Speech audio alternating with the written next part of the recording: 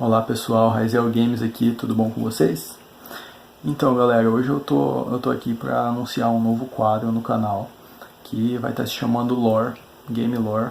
E para quem não sabe, Lore é o nome que eles dão para a história de fundo, para o background dos jogos. E esse quadro vai ser voltado justamente a isso, a contar a história dos jogos, a história de fundo, que a maioria das pessoas às vezes não procura saber ou não entende inglês, ou não conhece a história dos jogos, simplesmente joga. Esse quadro vai ser voltado para essas pessoas entenderem a história de fundo dos jogos e aproveitarem melhor a experiência. Mas caso você ainda não tenha finalizado os jogos, eu não recomendo ver esses vídeos, porque eu vou estar dando muito spoiler do que acontece durante o jogo até os finais. E se você não finalizou o jogo, eu recomendo finalizar ele antes de assistir os vídeos. Mas se você quiser assistir também, eu vou tentar fazer um quadro extremamente divertido. E é isso. Para começar, eu escolhi um jogo que eu gosto pra caramba, chamado Dark Souls. Dark Souls, eu acho que a maioria já conhece Dark Souls. É aquele jogo da Bandai Namco com uma dificuldade monstruosa, que tem chefes enormes, tem muitos calabouços, muita história para contar. Já a intro dele é muito legal, é muito interessante. E, bom, eu vou deixar o quadro falar por si só. Espero que vocês gostem e vejo vocês na próxima.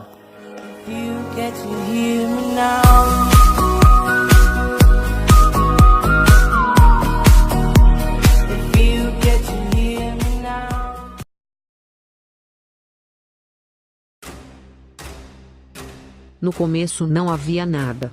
O mundo era cinza e sem vida, e apenas uma névoa densa corria pela imensidão vazia. Os dragões imortais habitavam esse mundo cinza, e como não podiam morrer, não podiam ser considerados formas de vida. Eles eram tão constantes quanto todo o resto do mundo. Um dia, a primeira chama apareceu nas profundezas e trouxe a luz e a vida. Talvez ainda mais importante, ela trouxe a disparidade. Junto com luz e vida, também chegaram as trevas e a morte. O mundo não era mais vazio e constante. Quando a primeira chama se formou, as criaturas próximas a ela se levantaram para investigar. Esses seres eram os gigantes. A chama tinha muito poder concentrado, e os gigantes foram procurar por isso. Desse fogo, 3 gigantes saíram com almas poderosas. Gwyn ficou com o poder da luz. Nito, o primeiro dos mortos, ganhou o poder da morte. A bruxa de Izali ganhou o poder da vida e do fogo. Os gigantes se viram poderosos e decidiram que deviam dominar o mundo, e começaram a guerra contra os dragões imortais da superfície. Gwyn usou exércitos para enfrentar os dragões, Nito espalhou doenças pelo mundo, e a bruxa fez chover fogo nos campos de batalha. Aquela luta jamais teria um fim, se não fosse o papel decisivo de um traidor, Seat, o dragão sem escamas, o único de sua raça que não era imortal. Tomado pela inveja de seus iguais, Seat aceitou a oferta de Gwyn para se juntar ao seu lado e revelou que o segredo da imortalidade dos dragões eram suas escamas, e entregou que apenas o novo poder da eletricidade podia destruí-las.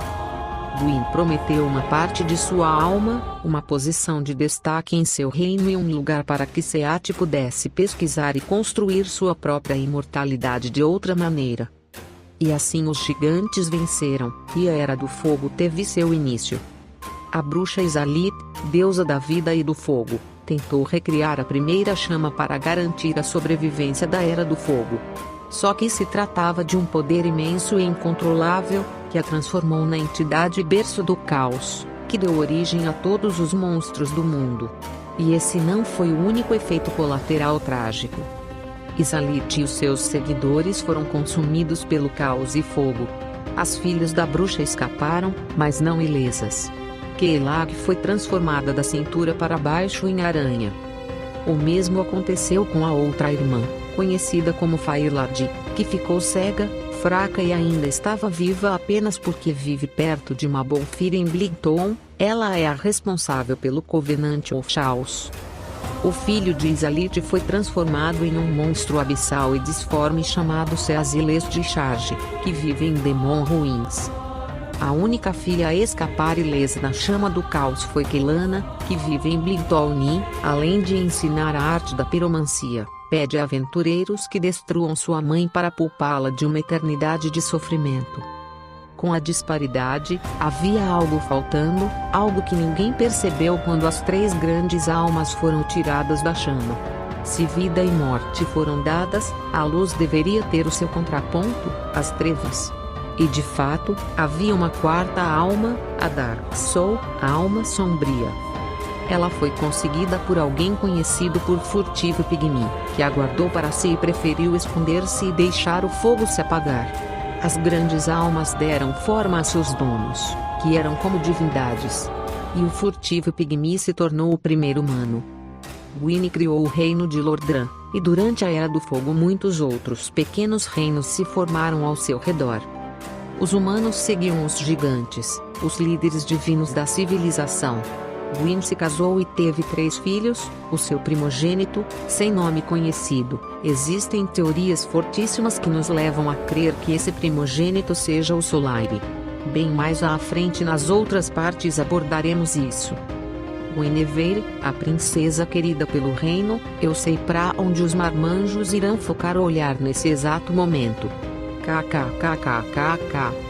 E Gwendolyn, o filho escondido e tratado como se fosse uma garota, por ter afinidade com a lua, uma característica feminina. Enquanto o reino de Gwyn crescia, o Furtivo Pigmy espalhava pequenos pedaços de sua Dark Soul. Sua alma negra dava vida aos humanos. Em outras palavras, partes da Dark Soul eram chamadas de humanidade. A peculiaridade de Dark Souls é que, por intermédio dos humanos, suas partes podem se multiplicar e aumentar sua influência. Conforme o fogo se apaga, a escuridão aumenta, ou talvez seja o contrário. De qualquer forma, a Era do Fogo começou a ruir com o tempo, enquanto a escuridão se fazia mais e mais presente. Com a chama esmaecendo, medidas desesperadas foram tomadas.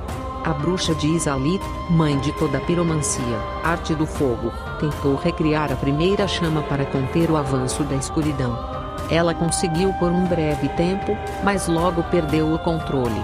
A chama incompleta, viva e sem rédeas se tornou o berço do caos, Bechaos. E assim deu origem a todos os monstros de Lordran, modificando criaturas já existentes e criando tantas outras aberrações. Gwyn viu o poder das trevas e do que ele é capaz. Com o reino em ruínas e o seu poder acabando, ele só via uma alternativa: se sacrificar para manter a chama ardendo por mais um tempo. Adiaria o inevitável, pois nenhuma chama dura para sempre. Depois de Gwyn reacender a chama e tornar-se parte dela, que consumia seu corpo, apareceu a maldição dos mortos-vivos, Undead. Ninguém sabe por que isso aconteceu ou os motivos que faziam alguém ser escolhido, mas aqueles que ganham o símbolo de Undead perdem a capacidade de morrer definitivamente. As pessoas morrem e voltam, perdendo sua humanidade e sanidade aos poucos, até ficarem sem consciência a ponto de virarem os chamados Olou, seres que instintivamente atacam outros para saciar sua sede de almas. Os Olous podem voltar a ser humanos ao usarem um pouco de humanidade, e mantêm a consciência sã absorvendo almas. Com o tempo, surgiu a profecia que dizia que um Undead escolhido surgiria, iria para a Terra dos Gigantes e encerrar o trabalho de Gwyn, apagar o fogo, e descobriria o segredo dos Undead. Esse escolhido, nosso personagem, está em um dos hospícios construídos longe de Lordran, onde apenas Olous são jogados. Um homem chamado Oscar de Astora, que vem de uma família cuja profecia do Undead escolhido sempre era citada, acha que você, pode ser a pessoa certa, e dá a chave para sair da cela. Pouco depois, Oscar é ferido pelo guardião da prisão, o Azilum Demon.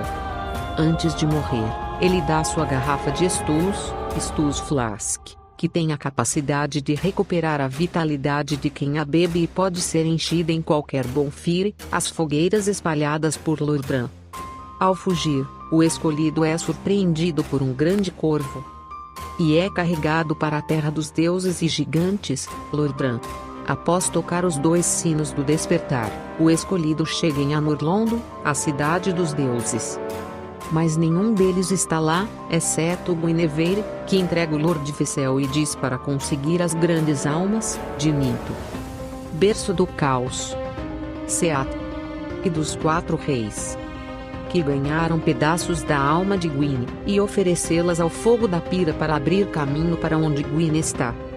Após pegar o item Lord Vessel, o escolhido encontra 2 grandes serpentes. Uma delas é a Kingseeker Frampit, em Firelink-Rini, seu local seguro de repouso. Frampit diz que o dever do escolhido é suceder Gwyn e manter a chama acesa para que o mundo não se acabe em trevas. Essa parece ser a ideia correta. Na verdade, quem não explora o jogo de um jeito bem específico talvez nunca encontre algo que conteste essa ideia. Mas as serpentes são mestras da manipulação. Porém, há outra serpente chamada Darkstalker Kaati, nas profundezas do abismo das trevas que apenas Artorias, o lendário guerreiro, conseguiu andar. Quando o escolhido chega lá, é surpreendido com a verdadeira versão dos fatos, até então totalmente desconhecida. Devo revelar a verdade, sem remorso? Após o advento do fogo, os senhores antigos encontraram as 3 almas. Mas seu progenitor encontrou uma 4ª alma, única, a Dark Soul. Seu ancestral tomou a alma para si e esperou o fogo se apagar. E logo as chamas se apagaram, e apenas a escuridão sobrou. E assim teve início a Era dos Homens, a Era da Escuridão. Porém Gwyn temia o escuro, abraçando sua Era do Fogo, e por ter medo dos humanos e do Senhor das Trevas que um dia nasceria entre eles, Gwyn resistiu ao curso da natureza. Ao se sacrificar para manter a chama viva, e comandando seus filhos para guiarem os humanos, Gwyn apagou o seu passado para prevenir o seu nascimento, o nascimento do Senhor das Trevas. Eu sou uma serpente primordial. Eu quero reparar os erros do passado e encontrar nosso verdadeiro Senhor. Mas a outra serpente, Frampit, perdeu seu juízo e se aliou a Gwyn. Guerreiro Undead, estamos em uma encruzilhada. Apenas eu sei a verdade sobre o seu destino. Você precisa destruir o decadente Gwyn, que mantém o fogo e resiste à natureza, e tornar-se o 4º senhor, para que possa enfim trazer a Era da Escuridão, revela Kaati. E assim o escolhido fica sabendo de sua importância, e que o futuro está em suas mãos. Há 2 saídas, a primeira é seguir o desejo dos seguidores de Gwyn e reacender a chama. Mas isso não seria um simples remendo temporário. Nem mesmo o sacrifício de Gwyn manteve a chama acesa por muito tempo. No fim, o escolhido só iria continuar o fogo por mais um tempo, à espera de que outra pessoa o substituísse. Por outro lado, derrotar Gwyn e deixar a chama morrer é mesmo a solução correta? As serpentes são seres manipuladores, então por que Kaati seria diferente de Frampit? Tudo o que envolve um excesso de trevas não parece acabar bem, e quem sabe o que acontece quando a escuridão se espalha demais. A história do reino de Olasili mostra que a escuridão pode muito bem corromper os seres do mundo. O escolhido precisa tomar essa decisão, pois não há mais volta. Ele vai morrer e voltar quantas vezes for necessário até cumprir o seu destino. Entre manipulações de todos os lados e inimigos perigosos, não há opção de um final feliz. Pois em Lorbran, tudo acaba em tragédia. O local da primeira chama é o último do cenário do jogo, Kilnoft First Flame. Após o fracasso de Izalit, Gwyn saiu de Anor-Londo com metade de seus cavaleiros para reacender a chama com seu próprio poder. Ele deixou sua alma sagrada com Seat e com os 4 reis de New Londo. A nova chama ardeu forte e incinerou todos os cavaleiros que Gwyn levou consigo, que foram usados como combustível. O Imortal. Após a grande traição de Seat contra a sua raça, apenas um dragão restou, o Everlasting Dragon, que vive em Ashlak. É impossível matá-lo, mas você pode cortar a cauda dele para ganhar uma espada. Histórias de Lorbran. O contexto principal de Dark Souls é o descrito na parte passada, parte 5. Ele permeia todos os outros vários eventos que acontecem no jogo, que geralmente não são descritos por diálogos. É um pouco difícil separar o que acontece no reino de Lordran e o que são apenas interpretações de eventos. Vamos separar as coisas por personagens e eventos, para não complicar muito a história. Os filhos do Lord Gwyn. Gwyn teve 3 filhos. O primogênito era como um deus da guerra, um guerreiro sem igual. Um dia ele cometeu um erro e perdeu os registros de seu reino, fazendo com que boa parte das recordações e arquivos de história sumisse.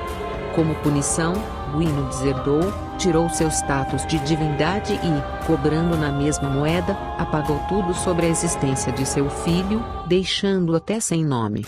Falarei dele mais à frente na parte 7, mas há fortes indícios que esse filho esquecido seja Solaire de Astora.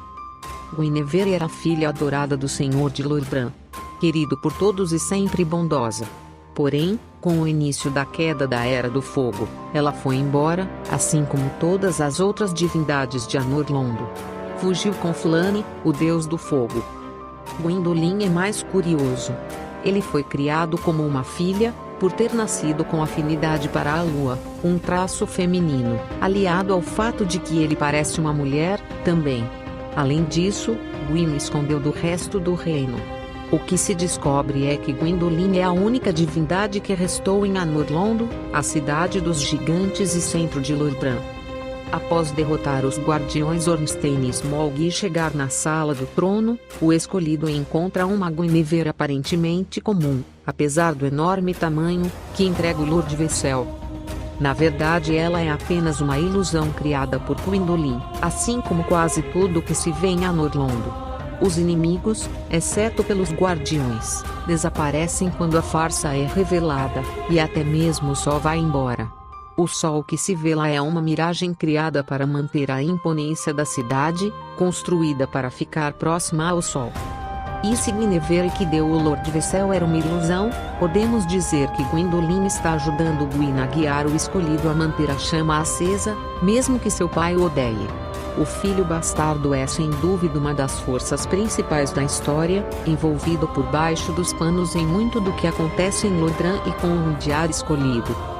Solaire aparece em vários lugares durante sua aventura, sempre em busca do sol. Ele não sabe bem o que é o sol que procura tanto, mas não se cansa de ir atrás dele. Mais curioso ainda é o fato de Solaire sempre estar lá para ajudá-lo antes dos chefes mais difíceis, caso seja necessário, mas ele próprio nunca precisa de ajuda. E porque o seu governante, o Arriorzolf Sunlint, fica ao lado de um pequeno altar dedicado à esposa de Gwyn. Preste atenção na estátua da esposa e note uma pequena criança segurando uma espada quebrada. O cabo desta espada parece familiar. Parece a espada dos Arriorzolf Sunlint. Seria Solaire, então, o filho esquecido do Lord Gwyn? É bem provável. Mesmo que não haja uma prova cabal, mesmo que ele não troque uma palavra, mesmo se for chamado para enfrentar Gwyn, tudo aponta para isso.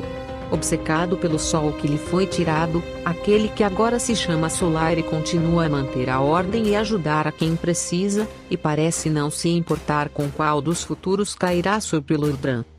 Olasili e Artorias. Os motivos que levam a desacreditar das boas intenções de Kaati estão em Olasili, uma cidade que foi devastada há muito tempo. Era uma cidade, acima de tudo, de humanos, e que celebrava a humanidade. Era muito próspera e intelectual. Até que resolveram dar ouvidos a uma serpente. Ela disse que em algum lugar ali perto estava a tumba daquele que começou a escuridão, uma fonte de humanidade, o que deixaria todos mais vivos.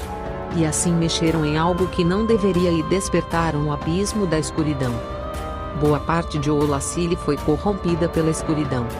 Fica claro que um mundo dominado pelo abismo da escuridão parece tão ruim quanto o prolongamento da Era do Fogo. Eles acordaram Manus, o pai das trevas, que parece ser o que restou do furtivo Pigni.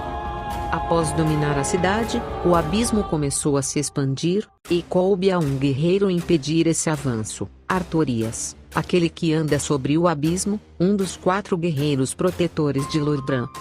A ameaça do abismo é maior do que ele podia aguentar, e Artorias acabou ferido ao tentar proteger a vida de seu fiel lobo, Sif. Felizmente, um certo humano, vindo de outra época, trata-se do nosso personagem, que foi para o passado no DLC de Artorias, conseguiu não apenas deter o abismo e salvar Sif, mas salvou um Artorias dominado pela escuridão. Apesar do pouco de dignidade em sua morte, Artorias virou um herói lendário e ganhou a fama de ter impedido as trevas. Quer mais uma obra do Darkstalker Cat? Algum tempo antes dos eventos de Olasili, a cidade de New Londo prosperava. Era uma cidade tão diversificada culturalmente que tinha não apenas um, mas 4 reis, que se completavam com diferentes filosofias. Porém, um dia os 4 reis deram ouvidos a uma serpente primordial. Ela os seduziu com o poder de drenar a vida, de literalmente sugar a humanidade alheia. Os reis conseguiram esse poder e o compartilhavam com seus servos mais próximos. Esses em especial foram os responsáveis pela transformação repentina do reino. Surgiram os Darkorites. Homens que vagavam pelas ruas procurando qualquer alvo que pudesse ter sua humanidade retirada. E assim New Londo ruiu. O poder do abismo foi considerado tão perigoso que a única solução encontrada pelos magos da cidade foi cobrir tudo com água, afogando todos os residentes, bons e maus, para conter o avanço do abismo. Uma decisão terrível, mas que realmente funcionou. Kat sempre está envolvido com o abismo. Parece que sua meta é trazer o máximo de humanidade para o abismo, tentando recuperar a forma original da Dark Soul.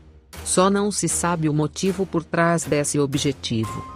Outra forma de conhecer a trama de Dark Souls é achar e interagir com personagens em momentos e locais certos. O memorável é o Cavaleiro Segmaier, vindo das terras de Catarina. Você sempre vai encontrá-lo em algum impasse e suas ações vão ajudá-lo a seguir em frente. Só é uma pena que o final de Segmaier seja triste, morto pela própria filha, Seglinde, quando ele virou Olon.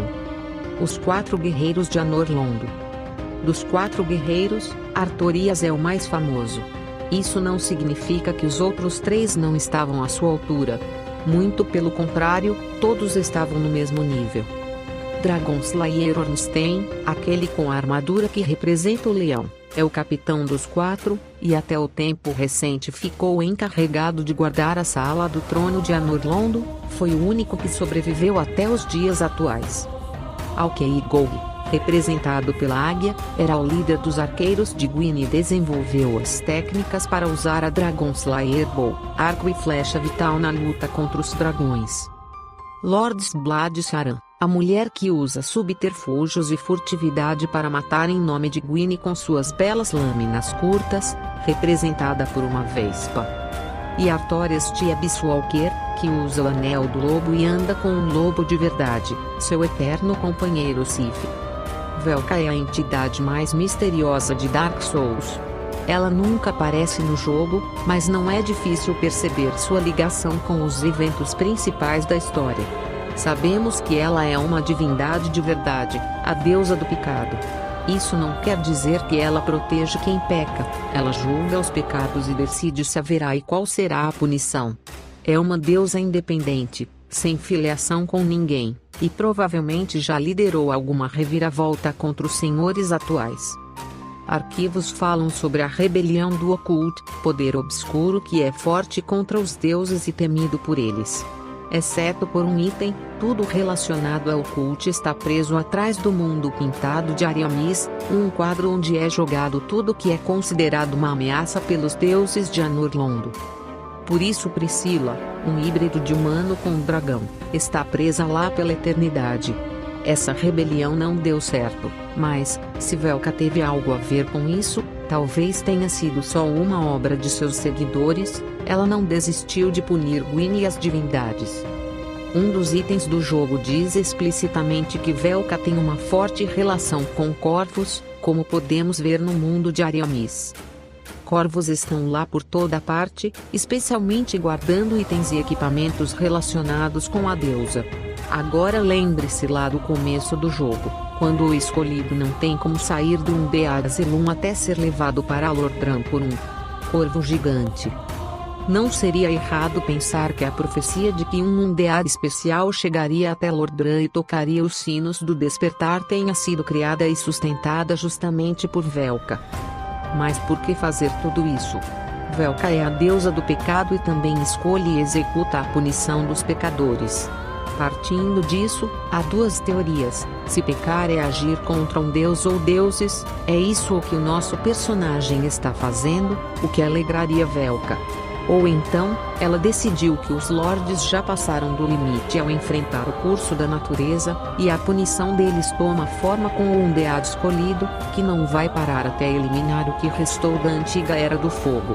Essa última é a teoria que eu pessoalmente acredito mais. De qualquer forma, isso faz de Velka uma grande inimiga de Gwyndolin, e eles formam as verdadeiras forças opostas de Dark Souls, orquestrando os eventos nas sombras. E podemos pensar que eles agem juntos, pois o Covenante de Gwyndolin pune os pecadores. Por isso Velka é uma entidade confusa e de propósito. Todos os créditos